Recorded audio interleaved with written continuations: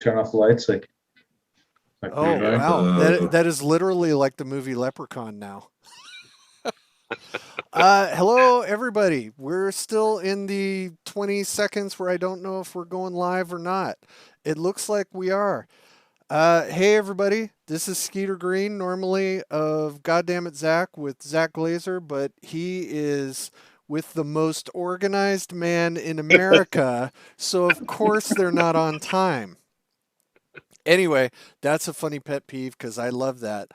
But this week, our guests are members of the Independent Publishers Union. Jim Wampler, Ian Yay! McGarty, Jeff Talanian, John Larson, and Levi Combs in a rest stop somewhere in suburban Chicago, trying not to get shot or stabbed. Look at that outfit he's in. But he is looking for companionship. It's He is. Always, If you always. find him, please take him into your home, give him a little saucer of milk, just put some paper down so he has somewhere to piddle. I'll go boom boom on a leaf. Nice. So, guys, anything going on? What's happening in 2 days? Mr. Jim Wampler, take us on a ride and tell us what is happening, because Gamehole Con, baby. you have the Gamehole shirt on. You Nice. are the man. Take it away. This is Gamehole Con 4. Gamehole Con's a fantastic convention. It takes place in Madison, Wisconsin, every end of October, beginning in November. It's got a huge 5e component, but still got a OSR sliver of us in there. And it's by far, Alex Kammer by far runs the most organized. Speaking of being he's the most organized game convention runner. No sarcasm. I'm going to say he's the most organized gamer. I think it's that Swiss, German, Bavarian, whatever he thinks he is. It's that running like a Swiss clock. He runs it like a Swiss watch. And we're all headed up there in a day or two and going to be at the same booth in Demo Row selling our books. Yep, except for John. John is not going to be there. And technically, Mr. Levi Combs, because he is a special guest, he's going to have his own table with Planet X games, hawking his wares and being right next to the Independent Publishers Union. So yeah, but we talked him into moving it right next to ours. We're going to push them together, and resistance is futile. He'll be assimilated. we're gonna That way we can all leave and he can watch the double booth. Yeah, right. Yeah, that's gonna make a lot of sense. We're taking over more real estate than we're actually being offered, so that's a good thing. Yeah, so for people who don't know, the Independent Publishers Union is a group of some friends in the RPG world. You can see on the background, we have Northwind Adventures, we have Old Gator Games, Skeeter Green Productions, Silver Boulay, and special this time at Gamehole, you can actually ask Tim Kask how to say Silver Boulay and get a pronunciation from the man. Also, Planet X Games, Blind Visionary Productions, and the anchor and the man of the hour, Mud Puppy Games, Jim Wampler. Oh, I want to say something about the Independent Publishers Union. We are a union in that we unified together, Yes. not a union in the sense of we're like a plural gathering marriage. for more pay because we make as much as we feel like working. Yeah, because we're mostly protesting ourselves and the amount of work we make ourselves do by choice. So I just wanted to say that because I saw a couple of questions on social media, and when we came up with this 6 months ago, we didn't know the Paizo workers were going to unionize or whatever just happened. Sure. we're kind of like maples, right? The oaks have grown too lofty. We'll make them give us light. Yes. We are less a union and more of a consortium / street gang / group of children running around with buckets on our heads slamming into each other. I like to think of it more as like a civil union. Like we're forced to be with one another and we just Yes. kind of do it for the kids. We have been around each other long enough. It's just recognized as a marriage. We're really just one step above a prison gang. I mean, honestly. With zero Just minus prison the gang cred. part. Oh. No Yeah, prison zero cred at cred. all. If somebody comes at me with a shiv, I'm going to fall down to the ground and start screaming like a child. But yes, we have a booth. We're going to be in Demo Row. They don't put people like us in the legitimate vendors hall, mostly because it's really expensive to do that. This was our opportunity to get in and showcase what our companies can do in a reasonable spending of money, which is really one of the things that brought the independent publishers together, is kind of combining our resources. We're not big enough, except for a couple of the guys, to do it on our own very often, but by combining, we can get tables, and only a few of the companies have the catalog that would support an entire table anyway. So we kind of just combined. Our first go around was at the North Texas Con, and it was really because as a special guest they gave me a table and I couldn't fill it up, so I started asking people, "Hey, you guys want to put some books on my table so I don't look stupid?" And I think even before that, this started when we're really just looking for a room that we could run our games consistently in, and have it be quieter. So it would just be Jeff and I running, or just Jim and I, rather than 4 DMs in one small room. And there we, same thing, stuck out a table and threw our books on it and started trying to do some sales. So yeah, the union is in regards to the fact that all of us are small publishers, and that it is fairly unachievable for most of us to affordably and still make any money on anything to turn into new products, get a booth at a convention, and then man it, right? So then you got to sit there for alone. Like if one of us gets a booth, that's your whole weekend. This way, we share labor, we share costs, and we get to hawk each other's products. And frankly, I like all of these products, so I was buying them anyways. Yeah, a lot of the times, some of us work on each other's projects, so it really is a friendship and a group of people who legitimately like each other. And we share writers and artists Yeah. besides yeah. ourselves, and so why not share a table at a convention?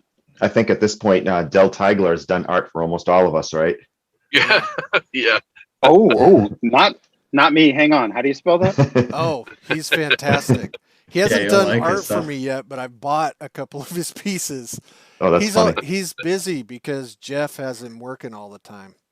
I'm not the only one now. I mean, I used to be one of his few clients, and then his stuff was so great, and he was posting it on social media, and I was posting it on social media, and then more independent and medium-sized publishers started to demand his work, so he started to get a little more busy. So we started to get to the point where I would ask him to do a piece, and it wasn't like the good old days of like, "Oh, when do you need it by? This weekend?" And he'd have it by the week. Now it's like, "Oh, I'll have to pencil you in for next month." So but his stuff is fantastic, and Del is he's retired from the Army, and he's a full-time firefighter. So he's got he actually does a lot of his art at the fire station sometimes when he's working there or at home, and so Wow. he's a machine. He does great work. Yeah, he's awesome. Well, I tell my guys that up front because I try and go with a blend of some industry vets, some mid-tier guys, and recruit new artists. And I tell them right at the start of our business relationship, my job is to get your stuff out there. You make some money, and when the day rolls around where your work gets so popular I can't afford you anymore, I'm a businessman. I understand that, and Right. it's happening. Like Ed Bickford now is just taking off like a rocket. And Yeah, I was going to the day's mention coming Ed as where- well. The day's coming when Ed's going to be busy, or Well I can't deserved, afford him though. Yeah. anymore. His stuff is And- great. And that's good. That's not bad.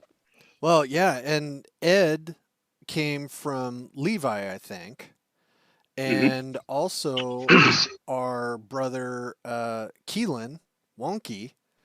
You know, Ah. I can barely get him anymore. He's so busy doing other stuff, and he's done work for a ton of people. So yeah, it's great. Yeah. One of the things about the Independent Publishers Union that people ask me is, aren't you afraid that, you know, you're giving away, you're not going to get your slice of the consumer dollar by grouping all these people together? And then I have to take a step back and calmly explain that none of us are big enough and selling enough product that the average RPG aficionado cannot buy one of everything we produce and still have plenty of money to go grab some lunch. Right. You know, we're not chunking. We haven't out- reached market saturation. Yeah, we're not chunking out the Yeah, I don't- WotC size books and the Frog God Games $120 books. We're not doing that. I mean, our price I don't even point- agree with the premise to begin with. We don't compete. I No. don't believe we compete. And when we work together like this, I think what happens is we expand the market.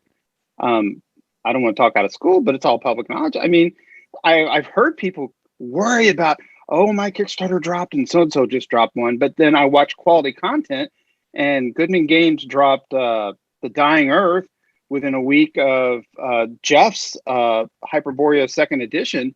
And they both did great because both. Yeah, products and Call of were fast. Cthulhu reissue as well. Those Right. all three of those are at the same time. So I got a lot of messages regarding that. People saying, "Do you think this is a bad time?" And my response was, it doesn't really matter, because it's like if I wait 3-4 weeks and time it to, you know, launch my Kickstarter at a different point, there's going to be something else that's radically cool.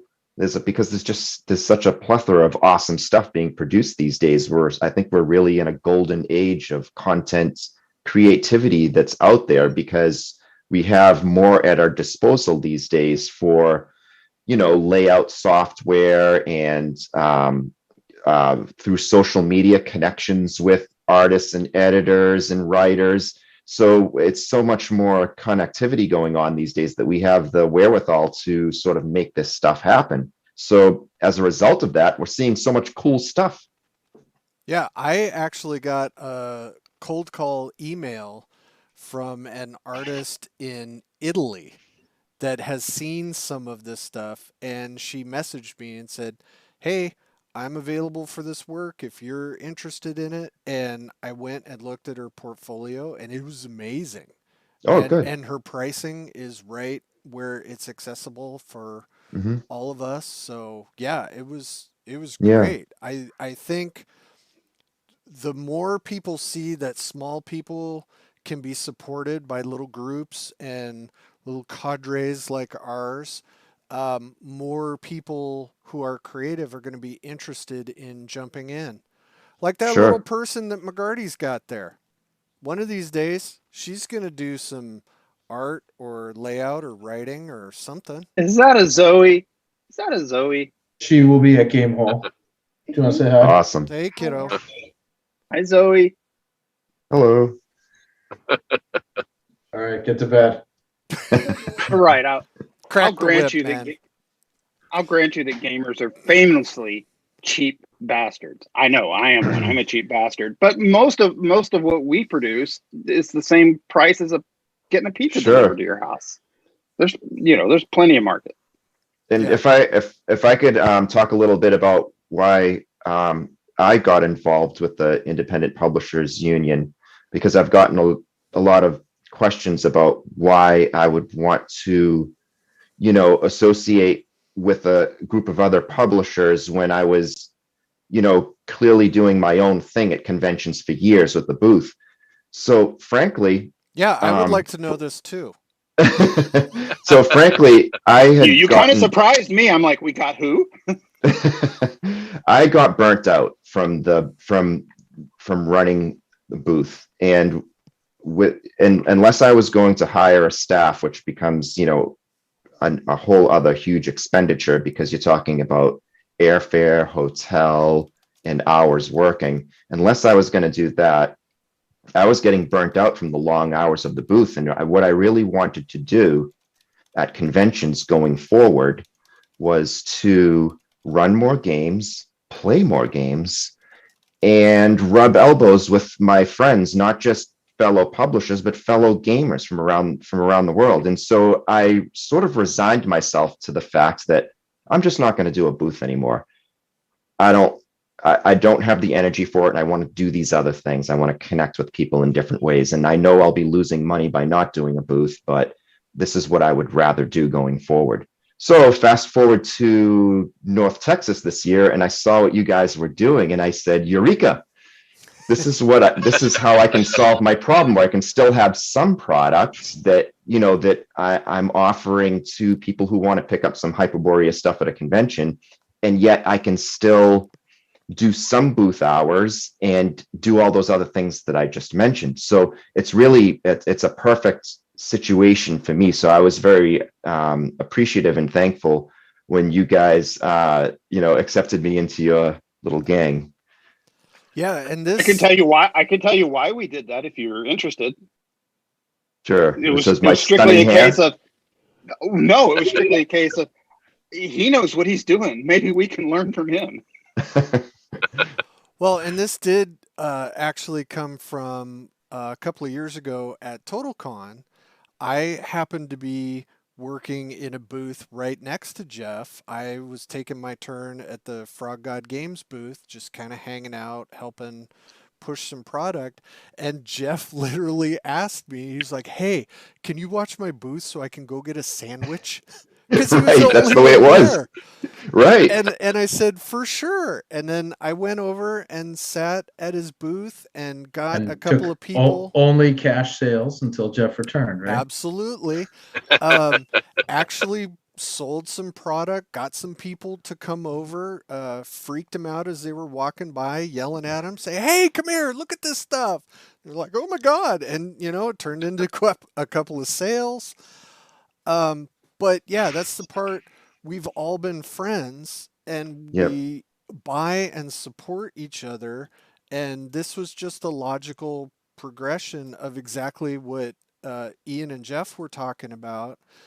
Is you, as a small publisher, you can't run games to get visibility for your products and at the same time be at the booth selling your products. So you have to figure out which one you're going to do. And to what Jeff said, it's exhausting. I mean, you get in the mindset of running a game. That's one thing. And then when you get out of the mindset of running a game, and then you have to be a pitchman, that is a whole other gear that your brain has got to be in. And God forbid you try to pull the bonehead maneuver of, yeah, I'm going to run a game in this room. I'm also going to sell product. So I'm going to stop the game for a second and I'm going to go grab money from this person. I did Right. that a couple of times and Me too. never again. Because it makes for a terrible game for the players. It's not fair to the gamers. Yeah.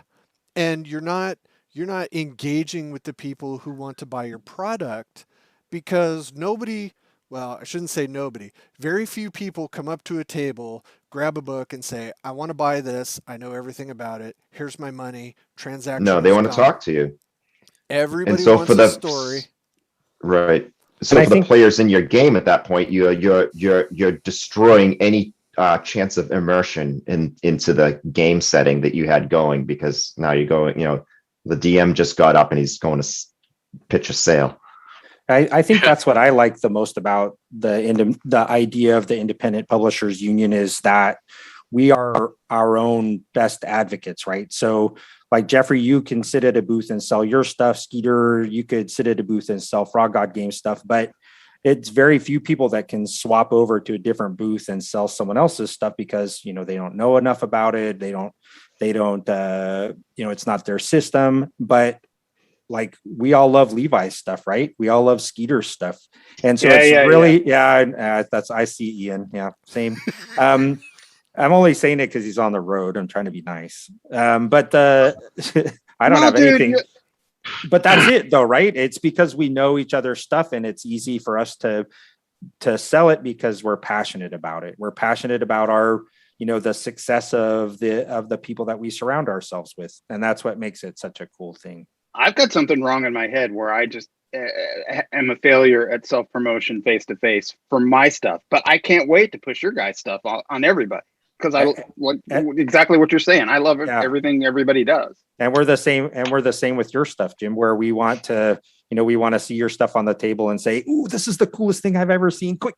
Right. Yeah. I think I find more comfort zone at all the times I've been at my booth over the years. When someone comes up to me and they want me to tell me why I should buy your game and they want me to do that, that's so much more awkward for me than it is when someone comes up to me and says, "Hey, this game is based on stuff written by Robert E. Howard and H.P. Lovecraft and Clark Ashton Smith, and they're a fellow fan of the writing. They want to talk about those writers." I have so much more of a comfortable conversation talking about fiction that we both admire. Yeah, because you're on a fanboy level with them. Oh yeah. So it's easier. Yeah, that hard press of, I happen to have a few ducats. Tell me why I should spend it at your wares. It's like, that is the hardest thing to do. And that's another great thing about the IPU. Can you imagine 6 of us sitting at the table all at the same time and someone says, "Hey, how should I spend my money?" They would get mobbed with so many great ideas. Yeah, I mean, it would be relentless. They'd be like, "These guys are everybody's gonna pick somebody else's. Like, man, you should buy a Scientific Barbarian. No, buy Jungle Tomb. No, man, get Black Lung. That's the awesome one. Right, right. How do you feel about Grindhouse Cinema? Well, here, let me show you how to do that on a game table. You like a sci-fi, weird science, Lovecraftian mashup? Well, we have all 6 for you. And Rocky and I will have, so it'll be our premiere of our Wampler inspired fantasy zine, which is Fantastic Geographic, which looks like a blast. So I'm shocked we pulled it off in time for Gamehole. It was like a month ago. Rocky was like, "I'm feeling good. My body is ready. I'm ready." Yeah, he was ready to do something. I was like, "All right, Gamehole, really? Whatever you say." But we made it happen. So that's awesome. Yeah. Yeah, and that one, this will be a Gamehole exclusive one, and then we'll kickstart it later with some additional content. So very cool. Yeah, count me in. So in addition to the Independent Publishers Union, right next door, we're going to have Planet X Games featuring your hero and mine, Levi Combs. So, Levi, tell us a little bit about what you got going on at your booth. What are we going to be featuring there, superhero? I actually think of it all as just one big booth, to be honest.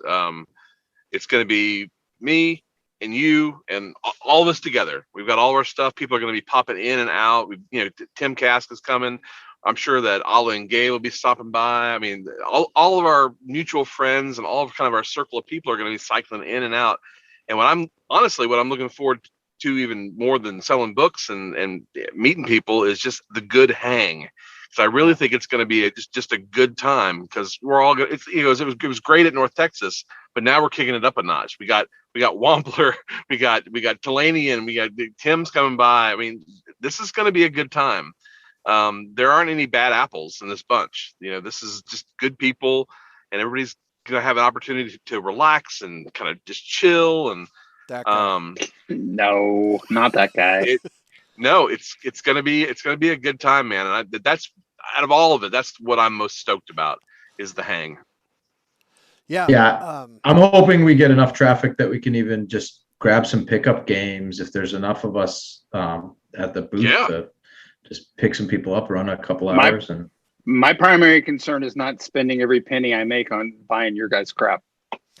So this is because I was in charge of putting all the books into the credit card system, and as I'm doing that, I'm like, I want one of all of these.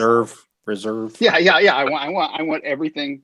So let's all you do is just minus the inventory control by one and just take one. let's talk about that real quick. Jim, you are featuring a number of items at the booth that are Gamehole first views. You have some miniatures. Oh, let me try and do this. Okay. Okay, let's see if you can do this. These are so cool. Nope. Okay. All right, we'll do them one at a time. All right.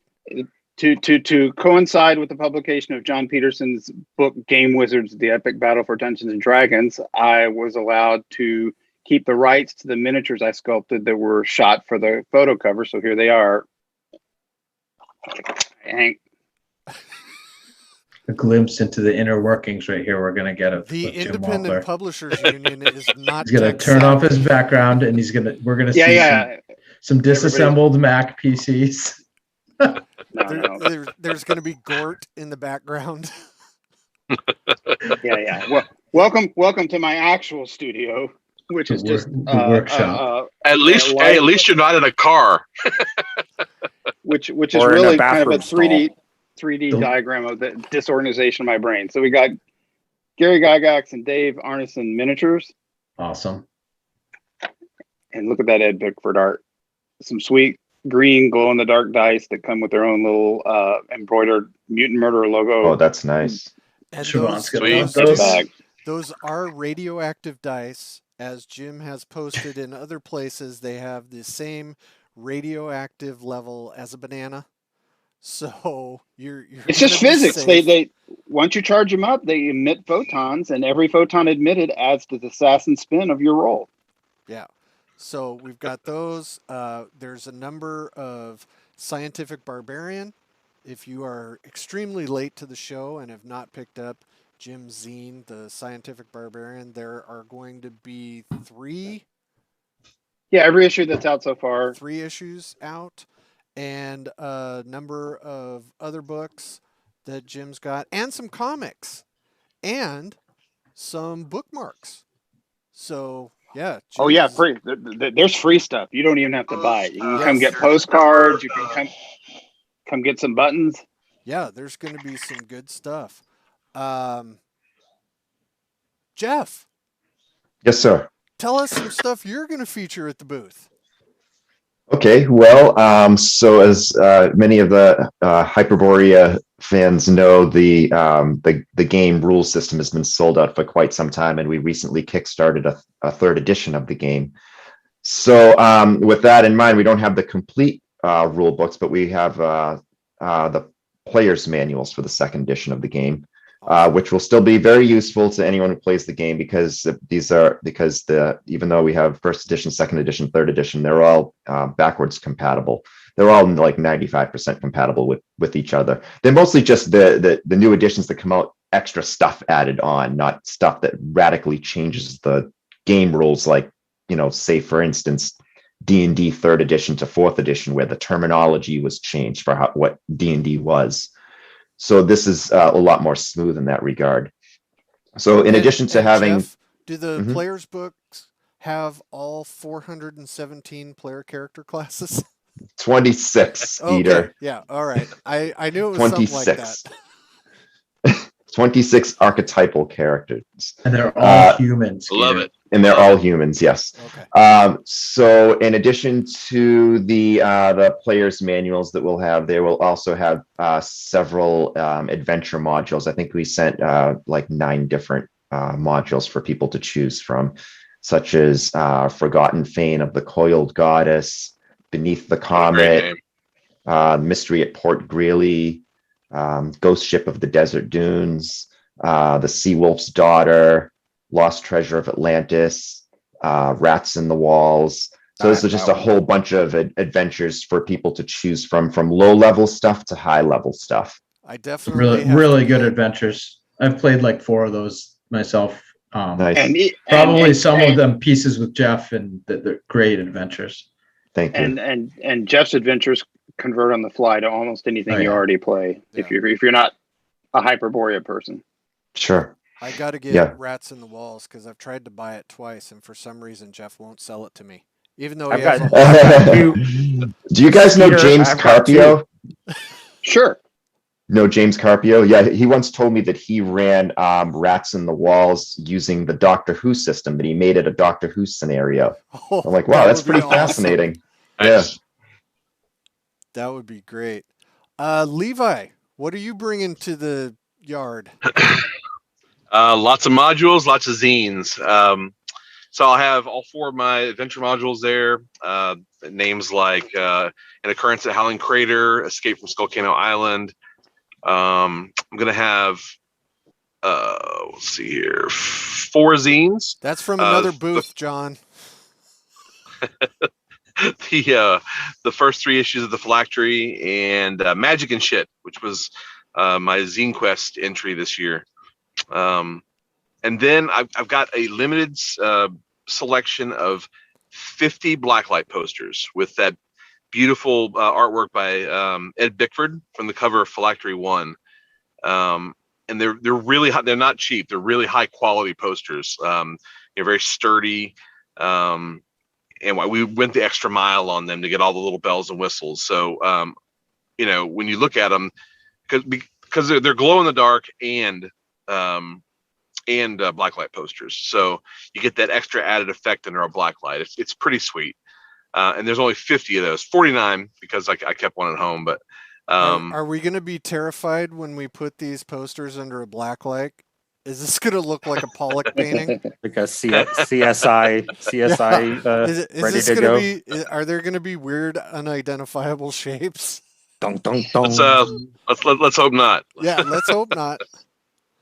No, but the artwork by Ed is it's fantastic. It's one of my favorite pieces of art that we have in the Planet X games. In our circle of art that we have for our products. It's I really love that cover. He did such a smash up job on it. I think it might have been the first cover that he did for me. But again, we keep talking about Ed, but he deserves it because he's. Yeah. I mean, the guy is just he really does top notch work. I was gonna have some really cool stickers, but they didn't arrive in time. They were supposed to arrive about 5 days ago, and I left, and they weren't. They're still not there. So. Oh man. They're stuck in that port in California. Yeah.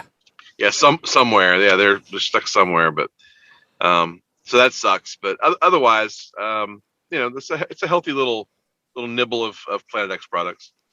Now, Levi, a little bird told me some news. Oh, Do you have some news that you want to share with us, or was the little bird lying to me? I'm trying to think. Do I have any news? Are you pregnant? No. No. Congratulations on the baby, Levi. Was there some Kickstarter information? Yeah, that there's a you wanted Kickstarter to right share? now. Is there? Oh, yeah, I have a Kickstarter going. Yeah, Oh, good yeah, Lord. he is. Yeah. Oh my God! He's been Yeah, driving. This is why we have an independent publishers union, because Right there. not everyone remembers their own stuff. Levi doesn't know. Dumb Ask as a box of John. hammers. Yeah, I have a weird West zine that's live right now called King Tut's Rootin' Tootin' Weird West Extravaganza. It's a system agnostic shooting, rootin', tootin' Weird West, like something it would be compatible with like Deadlands or like a really weird spooky game of Boot Hill or Weird Frontiers or even like Aces and Eights. Like you could use it with that as well. But it's just it's like kind of like the Phylactery is for fantasy. It's just a lot of locations and NPCs, supernatural items, organizations, a lot of monsters. And I really tried to mine the stuff that wasn't already done in other products. Like I didn't want to have kind of duplicate things that were already in Weird Frontiers or Deadlands. So I went a whole nother direction with like with the monsters and the magic.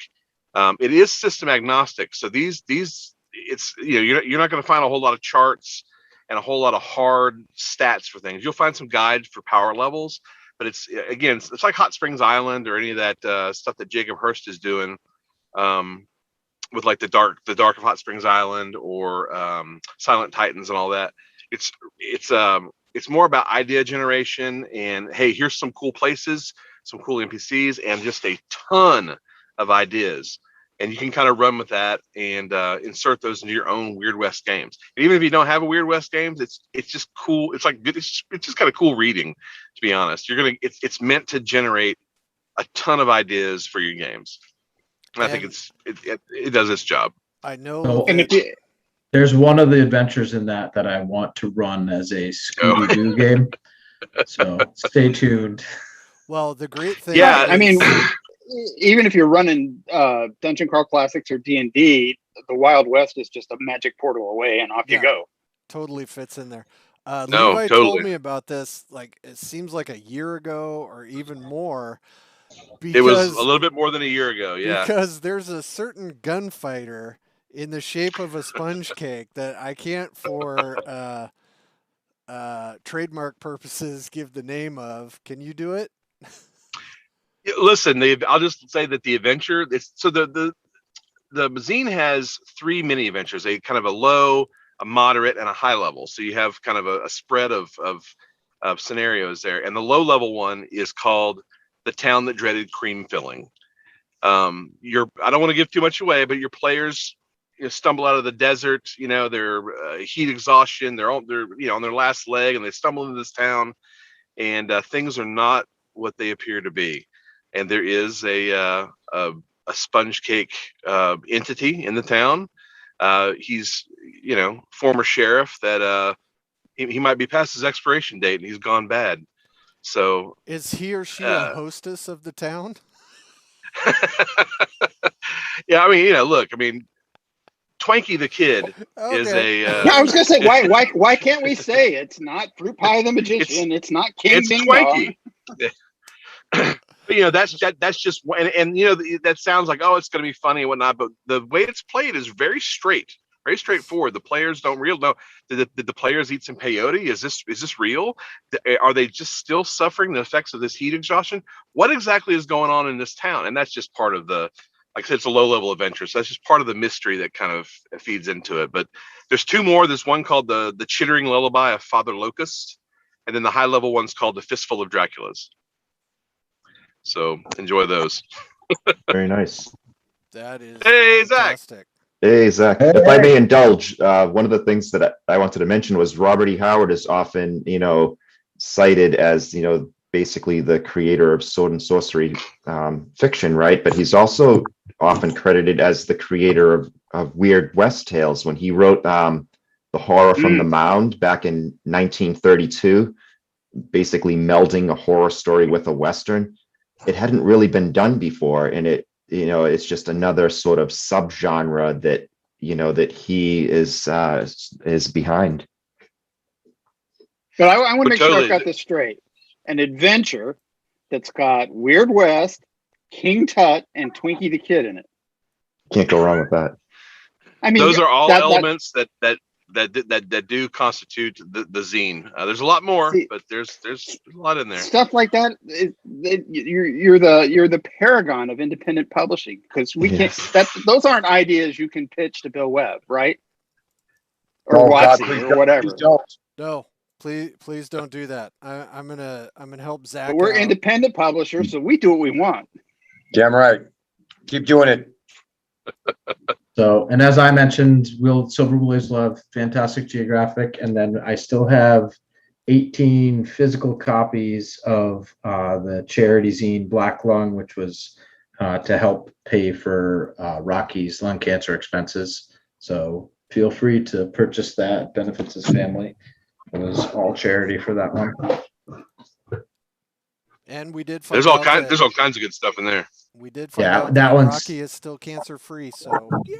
Yeah, thank goodness. Awesome, yeah. Well, welcome there, man on the street, Zach Glazer. How are you doing? Hi. I'm fine. Are you in a random hotel with a strange man? Yes, actually. Yes, you are. You must be following the breadcrumbs left by one Levi Combs. Likely. Oh my God. There he is. Here's the most organized man in man. America. El Most Diablo. organized man in America strikes again. Yeah. Anyway, That. because it's all about him. Anyway. Yes. So John, Yes, sir. tell us about Old Gator Games products. Okay, so this is my contribution. I don't have anything, and then let me tell you why. But let me tell you why it's important that I don't have anything. Right? That's the purpose of the publishers union, right? So I'm a brand new to game writing and design and publication, and I'm on the coattails of giants. Skeeter, I took your small publisher seminar at North Texas in 2019. You and Zach did that. And you said, hey, you just got to write stuff. And we're the types of guys who we want to help you be successful. So just ask us these questions. So I spent a lot of time talking with Levi and spent a lot of time talking to some of the people I know at Frog God Games and Feu Games and some of the other Casey Christopherson and some other, guys that have made a name for themselves as writers and so forth, and said, you know what, I'm retiring from the Army next year. This is something that I really always wanted to do. I've got a pile of rejection letters from TSR from back in the early 90s, where I tried to get articles and adventures published, and I thought, I have a little imposter syndrome where I can do this, but can I really do this? So while I don't have anything available for Gamehole Con, I do have a Kickstarter that I'm trying to finish up, publication for Blood of the Broodmother. I also have a little shorty, I guess it's a little mini adventure that I'm going to put into print at some point in PDF as well. It's called Harpy Scorned. I've got some cool illustrations that I have permission to turn into cards. Just not ready to have that happen yet for Gamehole Con. So sometime soon, I promise. You updated that Kickstarter like I told you 3 times, right? Yeah, so listen, again, No, that's no, I did. But this is the thing about another thing about the IPU, right? So how many Kickstarters have you done? I've only done one, right? How many has Levi done? A bazillion. All of them. Yeah. So wait, how many does Levi have running right now? You said he's got one now, right? But that's, John, I say this all the time. First point, none of us came out of the chute knowing how to do any of this. And second point, you were part of this group as soon as your check cleared. So you're golden. Yep, there you go. Yep. It's weird. I had to send a lot of pictures without my shirt on. That's the problem that I've run into. But I think I just feel awful that I had to take them. Yeah, well, I mean, that's North Texas for you, I guess. That is. But I mean, but that's the point, though, right? So guys like Levi and Skeeter and Ian have, basically held my hand. I'm like, I don't know how to do this. What should I do? And then I get some really great advice, good timely advice, and advice that's based on personal experiences, because you guys don't want me to fail because you care about the industry, you care about the hobby, you care about the game, and you want the game to be better. And if I'm writing something that's cool that isn't out there yet, that's what you guys want to, be part of. And that's why I want to be part of, what you guys are doing as well. So nothing for Gamehole Con, Skeeter. Thanks for bringing that up. It's all good. We're going to get you next year. Yep, I'm on it. We're going to. Hey, listen, John, I'm coming next year. Yep. John, it was only about all 8 years that ago. we're doing. Sorry, go ahead. You go first. I was just saying, John, the only thing that we're doing for you is what was done for us. And that's really all it is. We all became friends through these conventions and online, and reading each other's stuff. And then I'm still having my hand held. Jim held my hand through something just the other day, help me out with stuff. I called Skeeter. I said, hey man, I got this. Should I do this? What do you think? And, he's giving me great advice. Literally everybody that is in this little circle I've called at one time or the other. the first time I ever talked to Jeff, I cold called him out of nowhere, and I was like, "Can I ask you some questions?" And he was so nice, so. We're just doing the same stuff that was done for us. That's all. I mean, that's it. I was just going to say, it was only about 8 years ago, Zach and I were just outside on the sidewalk smoking at North Texas Con, having a conversation. Hey, I think I want to write and publish an adventure. Yeah, I think I want to maybe try and write a game. 8 years ago is not long ago to me. Yeah, and for some of the people, this is going to get mildly uncomfortable. For some of the people that are currently reading the book Game Wizards by John Peterson, when you find out how games used to be made, it wasn't collaborative like we're doing here. People fought about some really petty bullshit. We're not doing that. We are. I'm doing that, but not here. Yeah, that's true. See, Zach is the odd shape out of this because he's in a bigger than independent publisher company, but he is also a lesser known, and he is one of the first guys that decided to go off, out of this group and do something simply because he wanted to build a product. He certainly was an independent game publisher. He may not currently be. Yeah. So what we've learned from this is that independent publishing leads to you leaving independent publishing and being embittered, like Zach, right? Right. Exactly. He is a bitter man.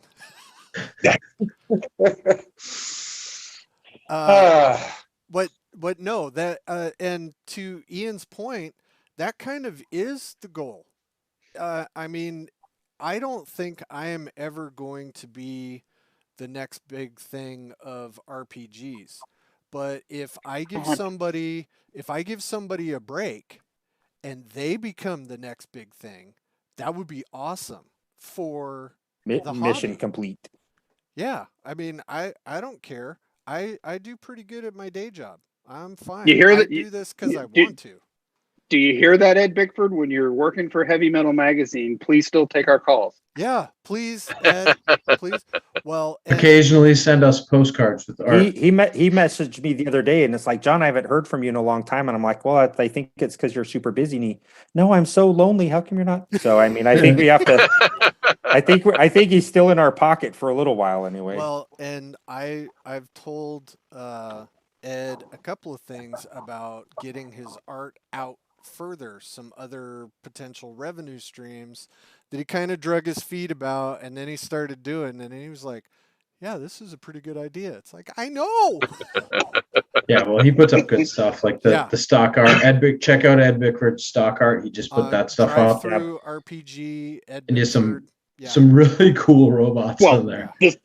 I can't believe it took this long. This perfect opportunity to say Ed will be at Gamehole Con and have his own artist table. So go look and see for yourself.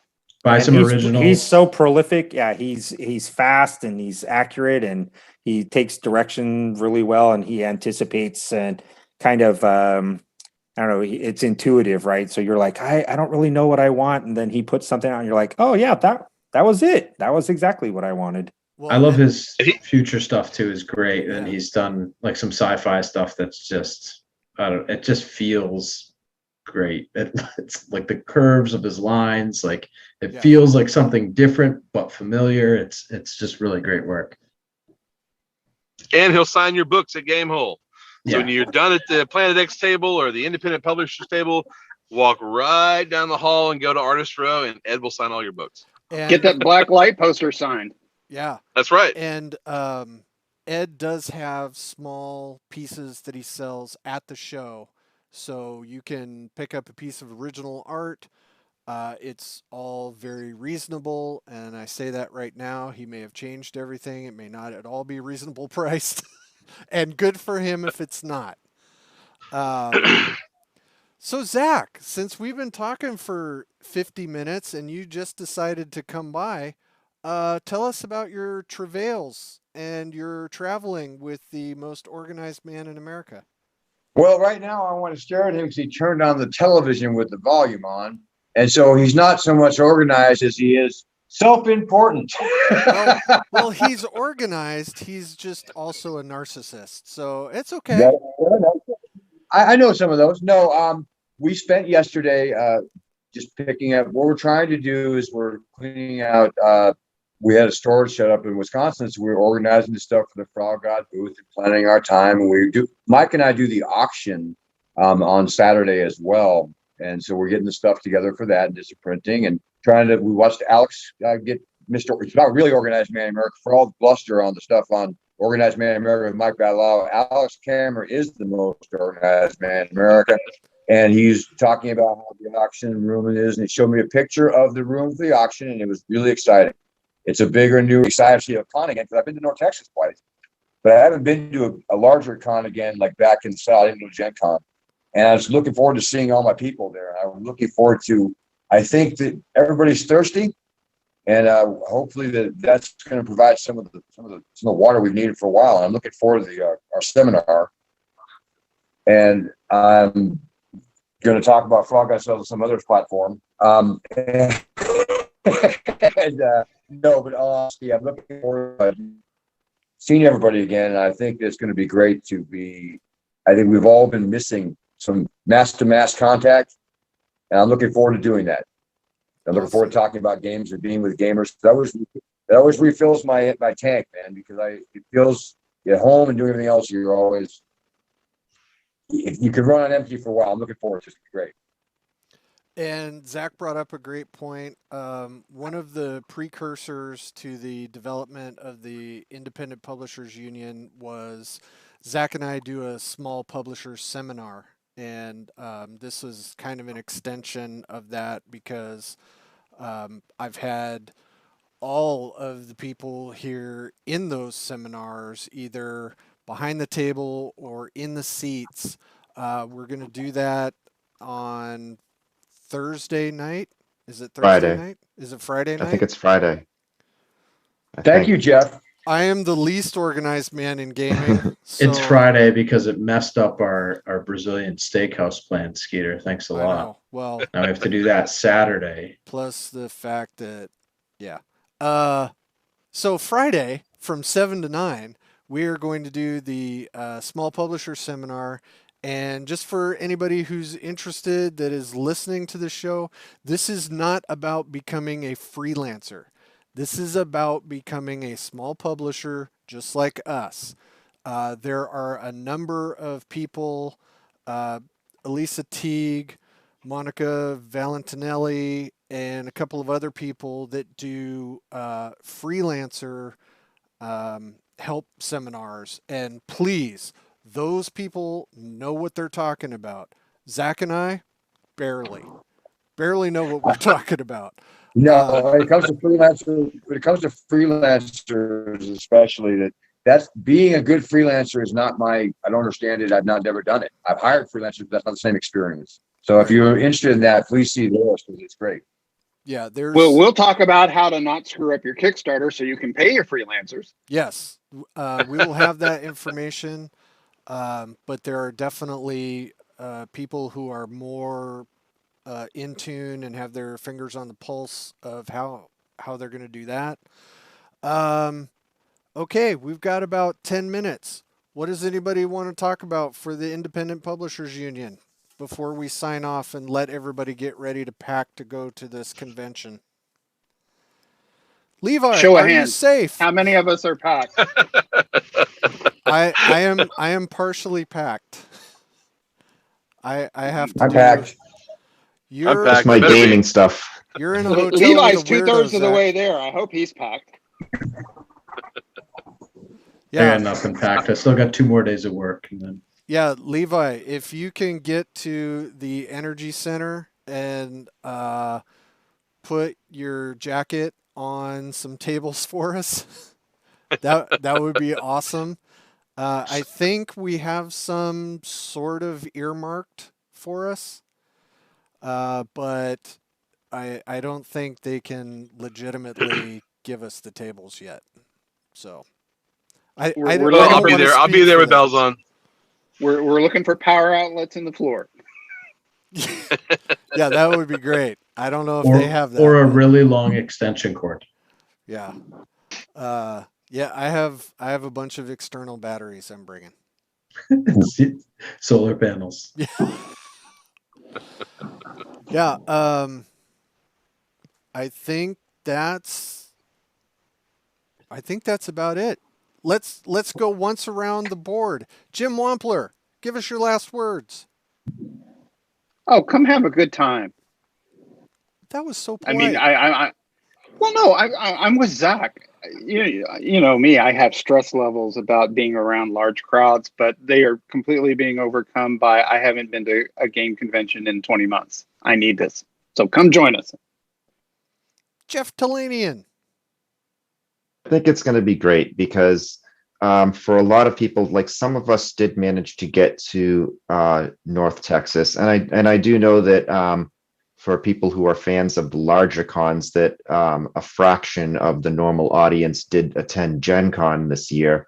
But for a lot of folks, it's going to be the first time they've been to a convention in quite a while. And for a lot of those folks, it may be the first time that they've had face-to-face gaming in a while. So I think it's going to be a nice time to rejoice in our fellowship and our love of this hobby. And we're going to have a great time playing games. Of course, we'll buy some cool stuff. You'll see a lot of industry people whose works you may admire. Feel free to go up to them and engage them in conversation. They're all cool people. They're regular people. They're gamers just like you. And I think that it's going to be a lot of fun. And I know that for some that, having to wear masks can be a drag, and, sometimes you might not hear as well. But it's the world we live in right now, and it's the laws of that county. So, we have to just sort of abide it and get through this. And I'm sure next year's con will be back to its normal self. But I think this is going to be a great time. And we're going to throw dice and we're going to have fun. Awesome. John.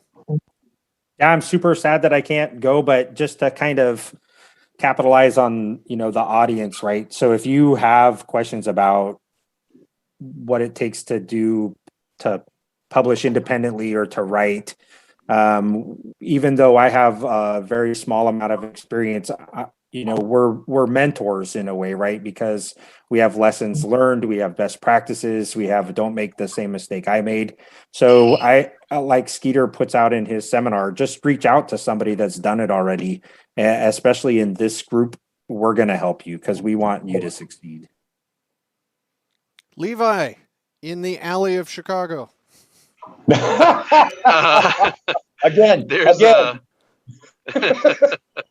Oh, you're doing good, dude. You haven't gotten mugged yet. No, not yet. Whole Foods is a rad place. Listen, it's going to be a good. It's going to be a good hang because with all the people that are cycling in and out of those two booths and just going to be hanging around and coming to sign and just the personalities that are there, it's going to be a really, really good environment, a positive environment, and just a good hang. And on top of all that, you can get some cool books. So yeah, most definitely come on by, even if it's only for a high five. Just come by and see us, and let us talk your ear off about weird fantasy. Ian McGarty. Last words. Probably you'll never get away alive with my gold. No, that's no. We're happy to have everybody at Gamehole. I look at the mask this way too. Is like, who didn't want to be a ninja at 9 years old? Now I get to actually act that out in public without looking like an idiot. So enjoy your days as a ninja. And yeah, this is going to be a great time. There's going to be a lot of good games. It's going to be one of the first in-person big gaming experiences that I've been in a couple of years. So it's great to be back at it. And like we said, it's always a well-run convention. So I have no reason to expect anything other than Swiss clock running speed as always. Zach Glazer. Beware of the Bene Gesserits. Yes. Actually, I talked to my sister, and I think we're going to have a knife fight. Bene Gesserit witch must leave. Yeah. It's gonna. I'm sure this is some kind of Dune reference that you keep bringing up. I don't know. Whatever. Oh, hey, I'm glad you brought that up. Dune premieres while we're at the con, and it will be showing in my hotel room if anybody wants to get together and watch it. Right That's on. not creepy. Yeah, that wasn't at all stalkery. Jim's got a king bed and Dune. Meet me in my basement. Shirts optional. All that hand lotion is going to be used. Put the lotion in the basket. All right. Anyway, in closing down, I just want to say I think I speak for everybody when I say that our best wishes and thoughts go out to the Chulik family, who suffered a significant loss recently and aren't going to be able to make it. And we're thinking of you. Everybody have fun at the convention. We'll see you there. We're out.